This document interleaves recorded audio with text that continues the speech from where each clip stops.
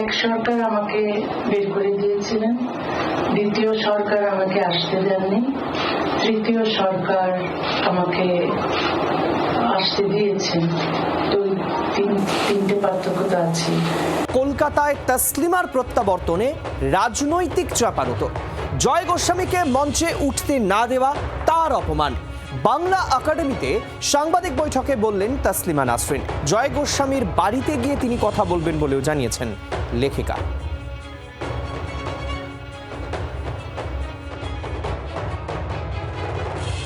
না, আমার খারাপ লেগেছিল, কারণ ওটা তো শুধু জয়কে অপমান করা হয়নি, আমাকেও অপমান করা হয়েছে, কারণ আমি তো জয়কে ডেকেছিলাম।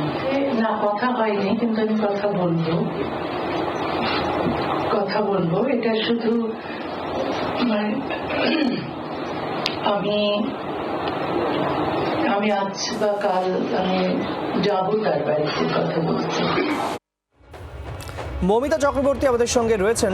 মমিতা, আমরা দেখেছি যে মমতা বন্দ্যোপাধ্যায়ের জমানায় বিভিন্ন কবি সাহিত্যিকরা বিভিন্ন সময় রাজনৈতিক নেতাদের আক্রমণের শিকার হয়েছেন, আবার উল্টো ছবিটাও দেখেছি তারা মমতা পন্থী হয়ে গিয়েছিলেন, তৃণমূল পন্থী হয়ে গিয়েছিলেন। সেই প্রতিচ্ছবি কি এই মঞ্চে দেখা গেল, বা এবং সেটা নিয়ে তসলিমা নাসরিনকে আসরে নামতে হলো?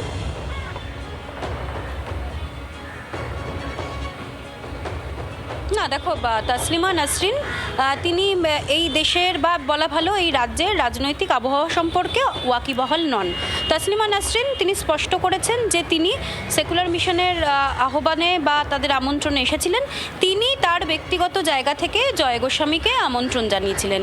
জয় গোস্বামী তিনি কবি, বা তিনি বাংলার পরিচিত নাম, এবং মঞ্চের উল্টো দিকে অর্থাৎ দর্শক আসনে গতকাল যারা বসেছিলেন তাদের তরফ থেকে প্রবল বাধা, প্রবল আপত্তি, সেই ঘটনা ঘটেছিল। মমিতা, একটু সঙ্গে থাকো, আবারও আসছি। কি বলছেন জয় গোস্বামী, একটু শুনি। তিনি আমার সঙ্গে যোগাযোগ রেখেছেন। তিনি যখন তার বক্তব্য বলতে উঠলেন তখন তিনি বললেন যে এখানে জয় আছেন, জয় গোস্বামী, আমি জয় গোস্বামীকে একটু মঞ্চে আসতে বলছি। এই কথা শুনে আমি উঠে গেলাম। সাধারণত কারুর নাম ঘোষণা হলে আমরা যারা প্রবীণ হয়ে গেছি, আমি তসলিমার কথা বলছি, তসলিমার সঙ্গে আমাদের বাংলার কারোর তুলনা হয় না। তা ওর আন্তর্জাতিক যে পরিচিতি তার সঙ্গে বাংলার তুলনা হয় না। কিন্তু আমরা যারা এই ধরুন প্রধান অতিথি হলাম, এই কোথাও পুরস্কার বিতরণী সভায় সভাপতি হলাম, আমাদের নাম ঘোষণা করলে একটা হাততালি ওঠে।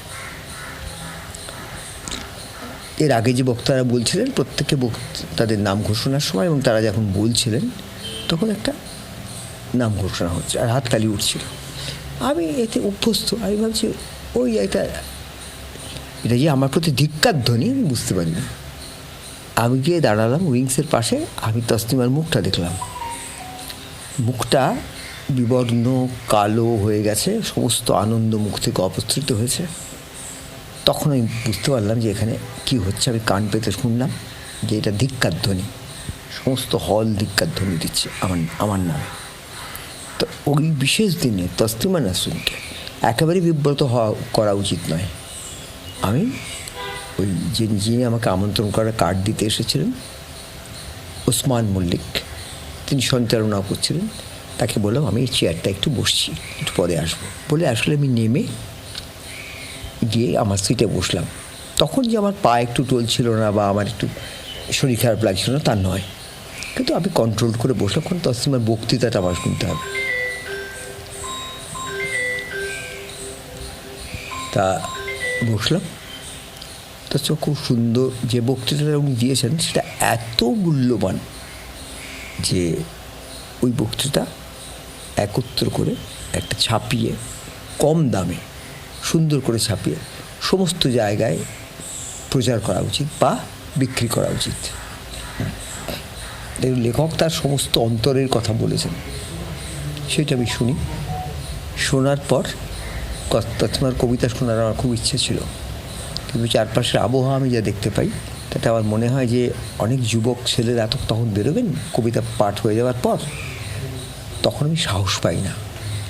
তখন আমি আগেই ওর কবিতা পাঠ শুনবার খুব ইচ্ছে থাকলেও আগেও বেরিয়ে বাইরে গিয়ে একটা ট্যাক্সি ধরতে যাই। তখন আমাকে একজন তসলিমারই একজন অনুগামী এটি নারী, তিনি আমাকে একটা গাড়ির ব্যবস্থা করে দেন আর ফিরে আসি। এই মূল ঘটনা। পরে রাত্রে আমি ইয়েতে দেখি যে তসলিমা নাসরিনকে এটা নিয়ে প্রশ্ন করা হচ্ছে যে জয় গোস্বামীকে এরকম করা হলো কেন। আমার অনুরোধ এই আপনাদের চ্যানেলের মাধ্যমে, যারা আমাকে ধিক্কার দিয়েছেন তারা নিশ্চয়ই আমার কৃতকর্মের জন্য ধিক্কার দিয়েছেন। তাদের মনে হয়েছে আমার কোনো কাজ খারাপ। যেমন ওই গত 15 বছর আমি তসলিমা নাসরিনকে ফিরিয়ে আনার ব্যাপারে কোনো একটি লেখাও লিখিনি। এটা সবচেয়ে প্রথমে কে বলে? আমি বলি। ইনস্ক্রিপ্ট মি নামক পোর্টালে যার সম্পাদক অর্কদেব, সেখানে আমি প্রথম বলি আমি হচ্ছে সেই ব্যক্তি যে 15 বছরে তসলিমা নাসরিনকে ফিরিয়ে আনার ব্যাপারে একটা লেখাও লিখিনি। সব দোষী হচ্ছি আমি। আর কারোর বিষয়ে আমি কোনো কথা বলি না। এখন সেটা তো আমার সম্পর্কে বলা হচ্ছে, সেটা যদি সমস্ত মানুষ মনে করে তো সে ধিক্কার আমার প্রাপ্য। তসলিমা নাসরিনকে যখন এমন একটা উজ্জ্বলতম দিন বাংলা সাহিত্যে যিনি মুক্তি পেয়েছেন, তার দেশে আসতে পেরেছেন, স্বদেশ মানে তার বাংলায় আসতে পেরেছেন, তাকে গিয়ে কেন বলা হবে যে এই লোকটিকে কেন অন্য লোকেরা করলো? তিনি কি তখন তার বক্তৃতাটা বেশি শোনা জরুরি, বক্তৃতা পড়া জরুরি? তিনি বুঝতে পারেননি এরকম একটা কিছু হবে। মুখ দেখেই বোঝা যায় তার। আমি মুখটা দেখেছি চোখের সামনে থেকে, তাকে আমি আজ থেকে চিনি না, 40 বছর ধরে চিনি। তখন আমি সঙ্গে সঙ্গে স্থান ত্যাগ করি, গিয়ে বসে তার বক্তৃতাটা শুনি। তারপরে কবিতা শোনার ইচ্ছে থাকলেও সাহস পাইনি। পরে যদি কেউ একটা যুবক ছেলে ধাক্কা যদি দেয়, সেই জন্য আমি চলে আসি আর কি। একটা প্রশ্ন যেটা থাকছেই যে একজন লেখক বা একজন শিল্পী, যারা সাহিত্যিক, তাদের কি কোনো রাজনৈতিক পরিচয় দিয়ে বিচার করাটা উচিত? আমি এই মুহূর্তে আবারও মৌমিতার কাছে যাব। মৌমিতা, জয় গোস্বামী জি 24 ঘন্টায় একেবারে এক্সক্লুসিভ একটি বক্তব্য রাখলেন। নিঃসন্দেহে এই বক্তব্যটি খুব গুরুত্বপূর্ণ। তিনি পরিষ্কার করে বলছেন তাকে যে ধিক্কার ধ্বনি দেওয়া হয়েছে ওই মঞ্চের পাশে যারা ছিলেন, তার দায়িত্ব সম্পূর্ণ তার, এবং তার কারণও তিনি ব্যাখ্যা করলেন। কিন্তু তসলিমা নাসরিন তিনি গোটা বিষয়টিতে বিব্রত হয়েছেন খানিকটা, যেটা তুমি একটু আগে বলছিলে যে বাংলার রাজনীতির চেনা ছক বা চরিত্রটা তিনি হয়তো জানেন না বা বুঝতে পারেননি। তাই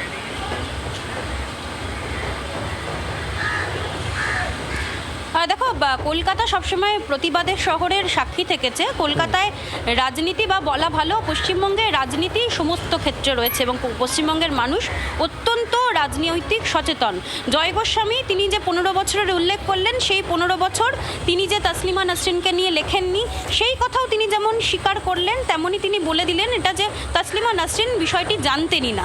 তসলিমা নাসরিনকে যখন এই বিষয়ে প্রশ্ন করা হয়, আজ তিনি বলেছেন যে জয় গোস্বামীকে তিনি ডেকেছিলেন মঞ্চে সেই সময়, এবং অবশ্যই যে অর্গানাইজেশন গতকালের এই অনুষ্ঠান আয়োজন করেছিলেন তাদের তরফ থেকেও জানানো হয় যে জয় গোস্বামীকে তারা আমন্ত্রণ জানিয়েছিলেন, কিন্তু মঞ্চে ডাকার সিদ্ধান্ত তসলিমা নাসরিন তার ছিল, যেহেতু 40 বছরেরও বেশি সময় ধরে জয় গোস্বামী তসলিমা নাসরিন দুজনের পরিচিত। সেই জায়গায় দাঁড়িয়ে বা দর্শক আসন থেকে এই ধিক্কার ধ্বনি ওঠা, সেটা তসলিমা নাসরিন ব্যক্তিগতভাবে তার অপমান বলেও মনে করছেন এবং তিনি সেই কথাই জানিয়েছেন। তারও খারাপ লেগেছে। বেশ মৌমিতা, আপাতত ধন্যবাদ আমাদের সঙ্গে থাকার জন্য। আর আমি আপনাদেরকে এবার শোনাবো যে শুধুমাত্র এই প্রসঙ্গে নয়, মানে জয় গোস্বামী প্রসঙ্গে নয়, এছাড়াও ভারতে অভিন্ন দেওয়ানি বিধি চালুর পক্ষে সওয়াল করেছেন তসলিমা। খারিজি মাদ্রাসাগুলিতে কি শিক্ষা দেওয়া হচ্ছে ধর্মের নামে, তা নিয়েও তিনি বলেছেন। কি বলেছেন? যে অমুসলিমদের বিরুদ্ধে বিদ্বেষ ছড়ানো হচ্ছে কিনা তাও সরকারের দেখা উচিত বলে লেখিকা তসলিমা নাসরিন মনে করেন এবং বলেছেন। এবং সঙ্গে এটাও একটু যোগ করে দিতে চাইবো, এই খারিজি মাদ্রাসাগুলিতে কিন্তু ইতিমধ্যেই রাজ্য সরকার মানে শুভেন্দু অধিকারীর সরকার তারা কিন্তু নজরদারি শুরু করেছেন। সেটার জন্য আমি 40 বছর ধরে সংগ্রাম করছি। আমি বলেছিল যে বাংলাদেশে এবং ভারতবর্ষে পাকিস্তান, এই উপমহাদেশে এই অভিন্ন দেওয়ানি বিধির খুব দরকার। আসলে পৃথিবীর যে কোনো সভ্য দেশেই এই অভিন্ন দেওয়ানি বিধি আছে, কারণ এক দেশ এক আইন আমরা চাই, সবার জন্য সমান আইন চাই। মাদ্রাসার আমার মনে হয় না কোনো দরকার আছে, কারণ এই মাদ্রাসা থেকে পাশ করে কেউ কিছুই করে না, মানে কেউ এটা হচ্ছে কি যে ওরা এক ধরনের ভিক্ষে করে খায়, চাঁদা তোলে খায় না। তো এই মাদ্রাসাগুলো না হয়ে বরং সব মাদ্রাসাগুলো সেকুলার স্কুল হয়ে যাওয়া উচিত। আর প্রচুর মসজিদ গড়ে উঠেছে যেগুলো জিহাদি তৈরির কারখানা। তো সবগুলো বলছি না, কিছু কিছু। সেকুলার কান্ট্রি হতে গেলে ধর্মকে রাষ্ট্র থেকে পৃথক করতেই হবে, এবং এটা সভ্যতার প্রথম শর্ত। আর এবার আপনাদেরকে জানাবো 3 সরকারের কথা। গতকাল বলেছিলেন, আজও বললেন। একটি সরকার একটি শুধুমাত্র বই লেখার জন্য তাকে বের করে দিল একটি রাজ্য থেকে। আরেকটি সরকার কিচ্ছু করলো না, শুধুমাত্র তাকে নিয়ে কোনো সিদ্ধান্ত তো নিতেই পারল না, তাকে ফিরিয়ে আনার কোনো সিদ্ধান্ত নিতে পারলেন না। আরেকটি সরকার সসম্মানে তাকে এই বাংলায় নিয়ে এলেন। কি বললেন শুনুন।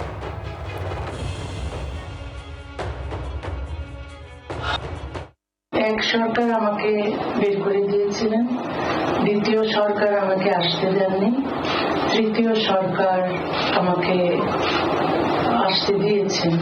তো তিনটে পার্থক্য তো আছে। এখন সেই পার্থক্যটা না দেখে এই যে আমি আসতে পারলাম, সেটাকেই আমার মনে হয় সেলিব্রেট করা উচিত। গতকালও বামপন্থীদের মনোভাব নিয়ে তিনি কটাক্ষ করেছিলেন, আজও কার্যত বামপন্থীদেরকেই কাঠগড়ায় দাঁড় করেন বা বাম সরকারকে কাঠগড়ায় দাঁড় করেন না। এ নিয়ে বামপন্থীরা তারা কে কি বলছেন চলুন আপনাদেরকে শোনাই, বড় ভালো রাজনৈতিক মহলকে কি বলছেন। মৌলবাদের কাছে একটা বামফ্রন্ট সরকার বা তার পুলিশ মাথা নত করবে, এটা কাঙ্ক্ষিত না। এটা মোহাম্মদ সেলিম বলেন। এখন কারুর এখন মনে হবে তাসলিমা নাসরিনকে নিয়ে এসে মানে তাকে দিয়ে নিজেদের সুবিধা মতো 5টা কথা বলিয়ে তারা রাজনীতি করবে। কিন্তু আমার মনে হয় ভারতের মানুষ, পশ্চিমবাংলার মানুষ, তিনি কেন বামপন্থীকে সমর্থন করবেন তার কারণটাও তার কাছে পরিষ্কার। যিনি পশ্চিমবাংলায় দাঁড়িয়ে বামপন্থীদের বিরোধিতা করেন, বিরোধিতা করার কারণটাও তার কাছে পরিষ্কার। আলাদা করে তাসলিমা নাসরিনের কাছ থেকে বাংলার মানুষকে সিপিএম চিনতে হবে বলে আমার মনে হয় না। তাসলিমা নাসরিন যখন বাংলা ছেড়ে চলে গেছিলেন তখন আমাদের সরকার ছিল না, তখন বামফ্রন্ট সরকার, সিপিএমের সরকার। আবার যখন গতকাল এসেছেন দেখেছি তখনও আমাদের সরকার নয়। আমরা কোনো মন্তব্য করব না, কিন্তু কাল এই ঘটনাটি দেখেছি আমরা, যে মানুষের অধিকার, বাকস্বাধীনতা ইত্যাদি নিয়ে যারা কথা বলছিলেন তাদের সভা থেকেই কবি জয় গোস্বামীকে অপমানিত হয়ে বেরিয়ে যেতে হয়েছে। সেটা বাকিরা ভেবে দেখবেন। আসলে বাংলার রাজনীতি সব কিছুতে ঢুকে পড়ে, বাংলার রাজনৈতিক নেতারাও সব কিছুতে, কবিতা সাহিত্য থেকে সব কিছুতে তাদের মন্তব্য করা যায়, ঢুকে পড়েন। এটাই দেখা গেছে ছবি। কল্যাণ বন্দ্যোপাধ্যায় তিনি তাসলিমা নাসরিন প্রসঙ্গে কি বলেছেন এবং তাসলিমা নাসরিন কল্যাণ বন্দ্যোপাধ্যায় প্রসঙ্গে প্রশ্ন করা হলে তিনি কি জবাব দিয়েছেন শুনুন। খুবই বিখ্যাত লেখিকা, তার প্রচুর শ্রদ্ধা সম্মান রয়েছে। ওনার কিছু বক্তব্য শুনলাম বা একটু কাগজেও পড়লাম, তো আমার যেটা মনে হয়েছে যে উনি এখনো তার মানসিকতায় 26 বছর আগে পড়ে রয়েছে। এই গত 25-26 বছরে ভারতবর্ষে তথা পশ্চিমবাংলায় যে উন্নয়নটা হয়েছে মাইনরিটি সেকশনের জন্য, সেটা কমপ্লিটলি উনি ভুলে গেছে। কারণ উনি মুসলিম নিয়ে বেশি বলেছেন, মুসলিম মৌলবাদিত্ব নিয়ে বলেছেন। তো বাংলাদেশ আর পশ্চিমবাংলা তো এক নয়। তাহলে পিছিয়ে আছি যদি, তাহলে আমি এগিয়ে যাওয়ার চেষ্টা করব। তাহলে পিছিয়ে আছি যদি, তাহলে আমি এগিয়ে যাওয়ার চেষ্টা করব। বাংলার আওয়াজ, বাঙালির আবেগ, জি 24 ঘন্টা।